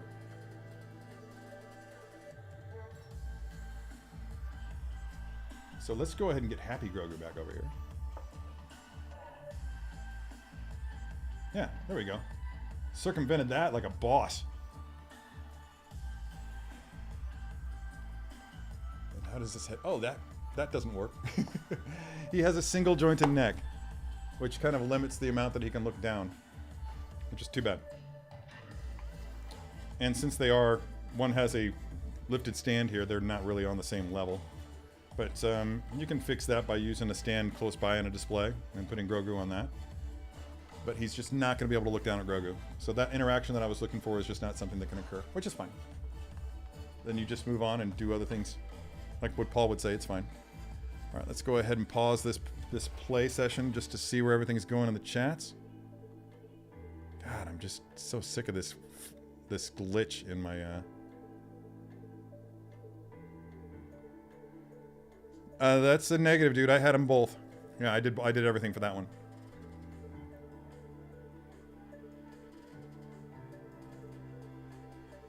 Yeah, that's it. I'm going with that. Thanks, Bitter Troll.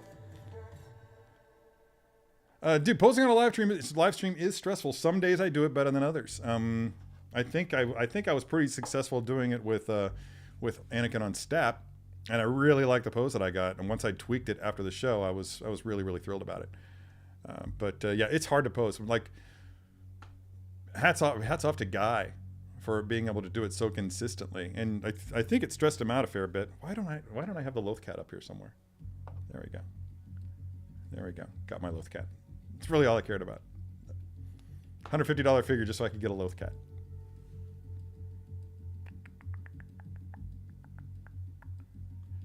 Oh, is that right? Yeah, you just saw the near catastrophes that happened today because I just kept knocking things over, almost knocked a part into the... And that would, because there are fabric elements on these goggles, that would have been catastrophic to drop that into the coffee. There's no getting that out.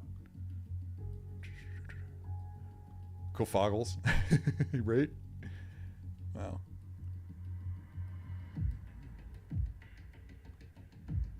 Yeah, I'm getting there. I have a history of being right a lot, which is why being wrong lately is I'm not wearing it well. Yeah. Boston Collector is asking what I thought of the Bad Batch. Brilliant, absolutely amazing. I'm heartbreaking, tense, quite the cliffhanger. It's going to be a long wait for season 3. It's going to be a long wait. And I'm not looking forward to having to endure it. I dearly love those characters. I've gone from being like, is this a team we really need, to, and I should have seen that coming. Mostly because that's what happened to a lot of other people with Ahsoka Tano, with excuse me, and with Ezra Bridger or Sabine Wren. They just. And I think that's a really, really smart way of introducing a character and making them annoying, and watching them grow. Just lead with a young Padawan, in this case, being incredibly flawed and making so many mistakes, but at the same time being cocky and absolutely confident that what they're doing is right, and in a way that's annoying to people, frankly, just quite annoying. But just look at the win that happened with that. You know, that they went. I was watching a video by I can't remember his name. It's another YouTuber. I was watching his unboxing of the Ahsoka Tano premium format figure, and he says what I'm feeling quite well. Basically that Dave Filoni got me. Dave Filoni got me. Didn't get me. I liked Ahsoka from the start. It was always I was always on team Ahsoka, but a lot of people weren't, and I was fighting for Ahsoka for ages in comments sections back when I still participated in comment sections, and it's very gratifying to watch that happen, in much the same way that, like, back when I was in the 80s when I was a kid, pop culture stuff, Star Wars comic books were not acceptable by the status quo. By adults, and children alike. I mean, you were legitimately mocked at that age by most people for enjoying or appreciating those things. And now it's like ubiquitous. Everybody loves it. And I'm like, see? Yeah. So yeah, in that regards, in things like that, I love coming up on the right side of things. That's interesting. Bitter Troll is feeling the same way that I am about the Ahsoka, about the upcoming potential for a Mando and Bo union. It would play really well, and it would just have a real medieval quality about it that matches pretty well with with the aesthetic that they've created for the show. Burrito Grogu goes in the nativity scene at Christmas. Stop giving me ideas. That's a good one, though. I don't decorate for Christmas. I live alone and just don't care. But if I did, I used to have that Christmas Yoda that Sideshow did. Remember that? That was good. Look it up if you're not aware of it.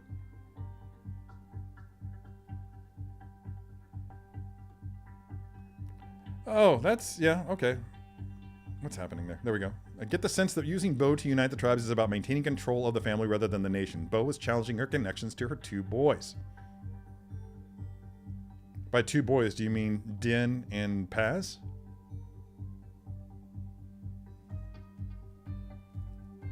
Okay. All right. There's grounds for your suspicion. But I hope not. I hope not. I really want the armorer to not be so petty. And I don't think that she is.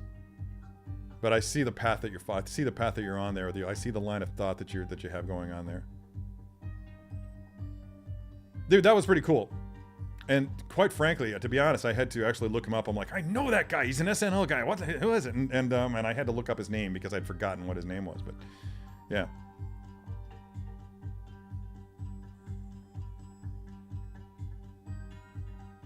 Yeah, again, maybe I'm a monster, but I hope both Bo and the armor are trying to play each other in regards. That would be fun. The intrigue, the resulting intrigue would be a lot of fun to watch. But again, I just don't know that they have time for it. But then again, it's remarkable to me just how much content they're able to pack into a single 35-minute episode of The Mandalorian. It feels so much longer in a way that it just happens in a way that it shouldn't. It's like they're messing with the fabric of space and time. Don't destroy the universe, guys.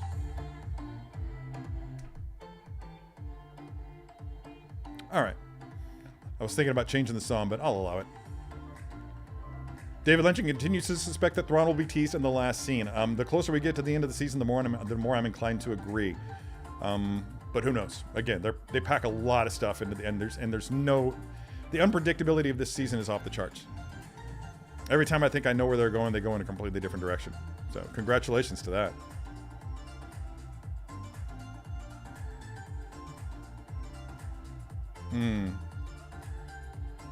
Yeah, again, very interesting.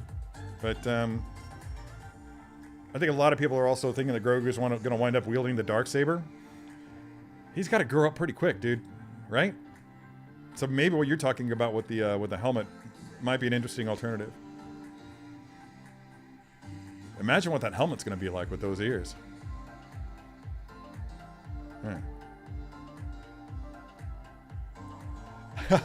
Speaking from experience, Linda, Tim Meadows made an excellent bureaucrat. Yeah, he did. He owned it. He really did own it.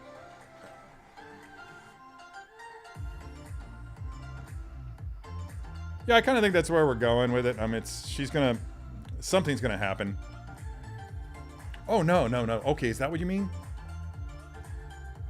No, but I do feel like this season is, she's dominating more than I expected in this season. And this is definitely partially her story, which is why I'm kind of inclined to believe not that she's going to become the dominant character in The Mandalorian. It's still going to be Din's story, but their stories are going to intertwine now. Maybe literally. She is quite fond of him. She's clearly fond of him.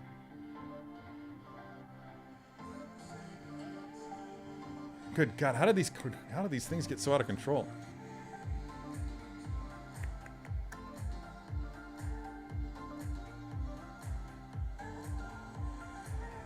Oh, that's interesting. Let me try this.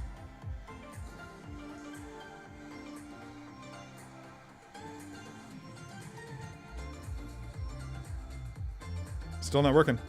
Yeah, there's an issue. So I'm gonna have to address that. I accidentally left my camera on for 13 hours last night. So I hope nothing melted down. Oh, sorry. This is the question I'm addressing, everybody. Again, this issue with the chats is really bothering me. I need to Google this thing and see if it's something that can be fixed.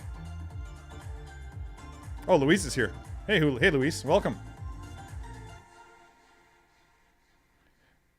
Melissa K is with me on the whole issue of the whole red herring thing. Yeah, I have a hard time believing that Mandalorians would work to release Moff Gideon unless it was to kill him. But why wouldn't they just kill him and leave him there? No, something's up. Something's up. Something's rotten in Denmark. Apologies to all my Danish viewers.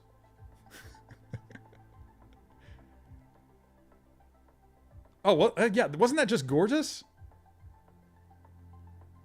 Yeah, I've noticed that a lot, especially with the pirate corsair. What's his name? Pirate Captain Gorian Shard. His corsair, just beautiful the way that thing looked in Atmo and in daylight. I mean, really, really on point. Melissa K left us, so she didn't hear my last comment. It's okay. Do I have a mini bottle of Jack Daniels? I kind of wish I did. And not for Grogu. It's been one of those weeks.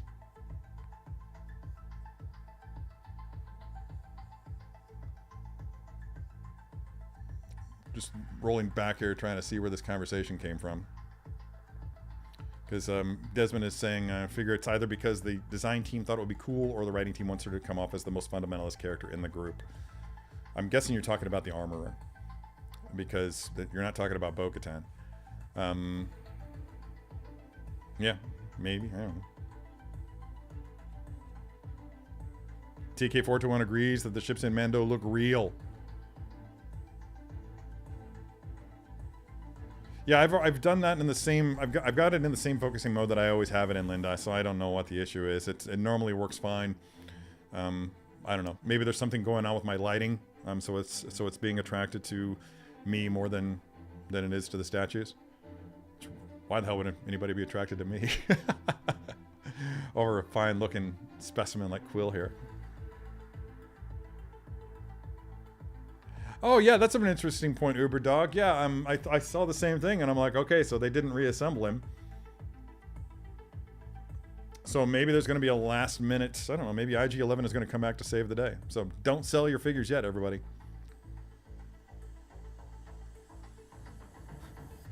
Too soon. Too soon.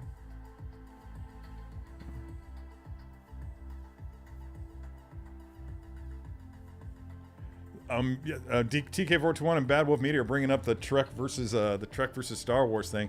There is no such thing that exists in my mind. I like both those franchises pretty much.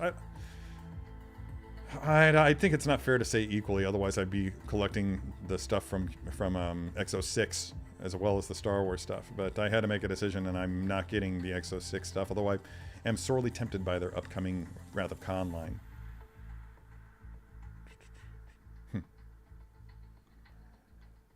That pretty much describes everybody's life. Yeah. Work your whole life, finally retire, then you die. At the hands of some trooper. That's how I want to go. Yeah, I want to go in my sleep.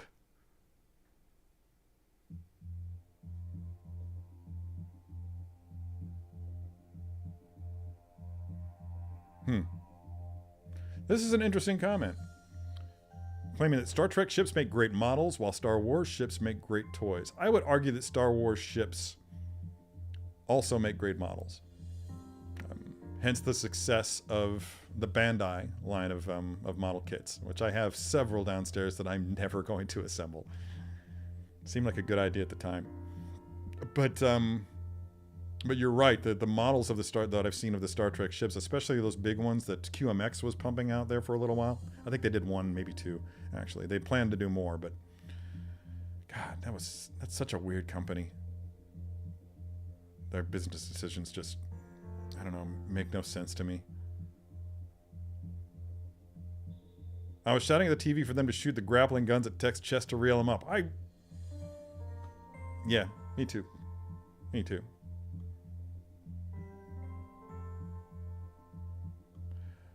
I don't know anybody who does. Again, I think that I feel like it's trite, but it is also something that would work and has historical precedent in real world Earth history. It's exactly the sort of play that they would make to unite houses. You know, you marry a daughter from one house to the son of another. Weird the way that works. Weird the way that works, but I don't know. Will they do it? I honestly hope not. That scene took 2 days to shoot in the volume with Tim Meadows and Paul Sun-Hyun Lee.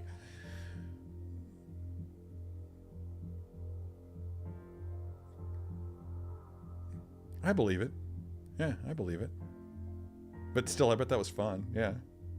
I bet he was a delight to work with. That's just cold, dude. That's just cold. Sorry, Paul. You're going to have an action figure someday. It's coming. It's coming. That's not insight. That's just conjecture. Everybody's fine with leaving the romance out of The Mandalorian. I get that. Paul, man, you're just taking things in stride, bro. That's what I love about you. There are many things I love about you. Your self-deprecating sense of humor, your ridiculously cool beard, everything that you say, especially the F-bombs. Yeah. That's interesting. That's interesting. Oh my god, I missed so many comments, but I'm getting closer.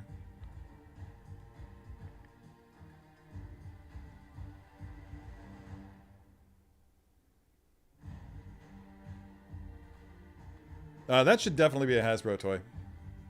That ship has been around so much that there definitely needs to be a variant, and I think it would sell. But maybe I'm wrong. A lot of people are drawn back. You saw what happened to Mando. I almost said Mando. Yeah, Mando. Anybody got a Mando? Are we gonna have a Mando?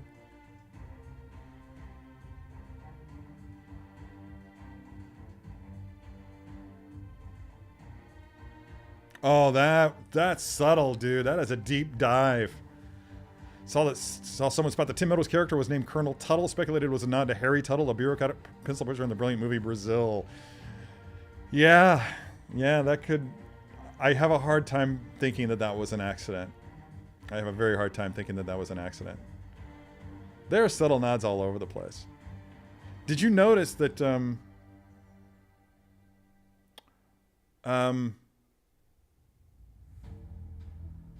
the voice of Pirate Captain Gorian Shard was the voice of the same actor who played Black Chrysanthemum. Yeah. I was his voice work was so good. Just so good, and I was like, who is this guy? Who is this? I got to find out who this is. Cuz it felt like it should be like some old Shakespearean actor. It felt familiar, like it's going to wind up being somebody of the caliber of, say, Derek Jacobi. I'm not even sure how to pronounce his last name, but it wound up being him, and I'm just like, very freaking well done. Very freaking well done. Floored me. Great voiceover performance.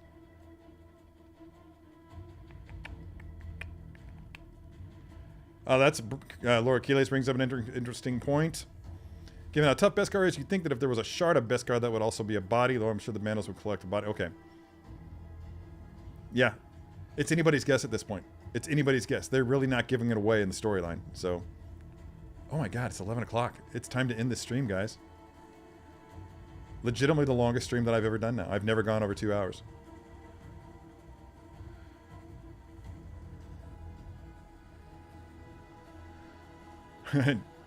Good for you, Laura. Or sorry, Liza. Yeah, that's a great figure. Every time I look up when I'm sitting there watching TV and see him up there, he's like centerpiece quality, man. He's just right there by Mando, and it's like... And that's why this guy had to come into my world. Because for me, the trinity of IG-11, Kuiil, and OG Mando is just something that should never be separated. For me. Again, you can't dictate aesthetics, but...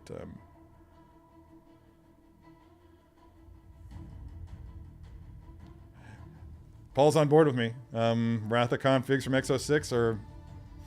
Yeah, it's going to be hard. It's going to be hard not to get those. If I choose not to get them. I don't know. We'll see where I am financially at that point. Because I think I'm going to be broke.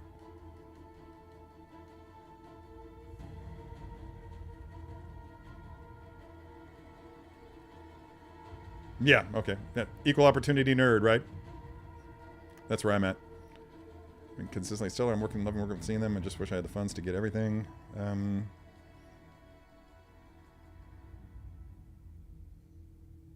Ooh, yeah, that would be very hard to get. I have the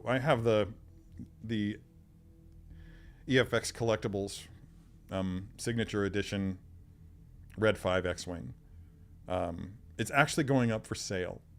Yeah, I'm selling it. It's just worth too much, and I've got bills to pay. So I'm going to be parting ways with that very soon, along with my my Anovos. That's another one that I got, was the Anovos Darth Vader helmet, although I got that from a retailer. So not the same as having a customer service experience with Anovos. But yeah, that was a pretty cool nod, wasn't it? Everything about it. And I think we're going to see... I was really kind of disappointed because I thought we would see Gorian Shard in Skeleton Crew. Because when you're dealing with a Goonies-based show, then there's going to be pirates. And the fact that they were bringing pirates into the Mandalorian, I was like, okay, this is leading into Skeleton Crew. And so that's where they're going with that, I think. We're going to see more pirates, just not Gorian Shard. Ooh! Hondo Ohnaka? Might we see Hondo Ohnaka in Skeleton Crew? He would be a great character to have in a show like Skeleton Crew. Bunch of young kids, the way that he is, he tries to play the tough with the kids, but then he just really has that softer side. That would be really awesome. Thanks, Paul. Thanks. Yeah, I do have to draw this to a close. Looks like I'm finally at the end of the chats. So, yeah, you got a good point there, Desmond. They have done a lot of X-Wings, but I, for one, have not picked up one.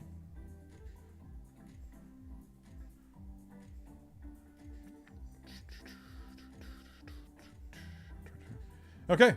Very cool, everybody. Well, I'm going to go ahead and call it quits because it has been 2 hours, and that flew by for me today, and I apologize for anybody who tuned in looking to see me pose a complete setup for Kuiil here. As you saw, I was having issues with my backpack. I blame myself. I'm sure that I'll figure it out when I'm not dealing with the stress of trying to juggle the chats and narrating and all that other good stuff. I'll sort it out, and it's going to work fine. Yeah, I will see you all here next week if I don't see you tomorrow night in Paul's live stream. Be good to each other, be good to yourselves, and as always, be good to your plastic. Peace out.